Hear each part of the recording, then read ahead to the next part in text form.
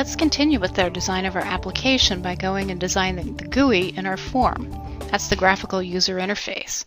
I see that I have unsaved changes in my person class, so let's go ahead and save all the files at this point and switch over to the Design tab. This is a blank canvas for our form, and what we're going to do is include the toolbox in the display. So we can use the auto hide feature, disable the auto hide so that it will display the toolbox, and let's go to the common controls. If I have my form displayed, what I also want to do is to show the properties window. And the properties window is going to allow me to make changes to the controls that I place in the form. If I want to change the title on the form, I'm going to have the form selected and go to the properties window, and I can change form 1 to be person data. And we see that it changed the title of the form. In the form, what we'll need to do is capture information from the user. We're going to need the user to input the first name and the last name. So what we can do is to include a label control and then also a text box. And what we're going to do with the label is change its text property to be first name.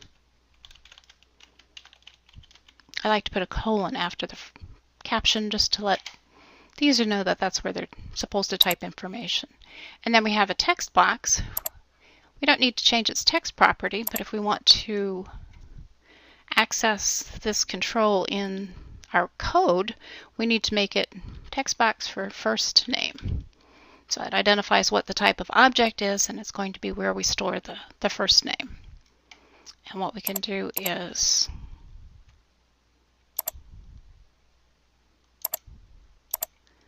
copy and paste. Now I have two fields that say first name. Well, I think you know that we should make this the last name. And then the text box will rename to last name. Let's include a button in our form.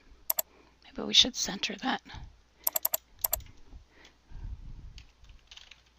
This is going to be our submit button. And let's change the text that appears on the button to be submit.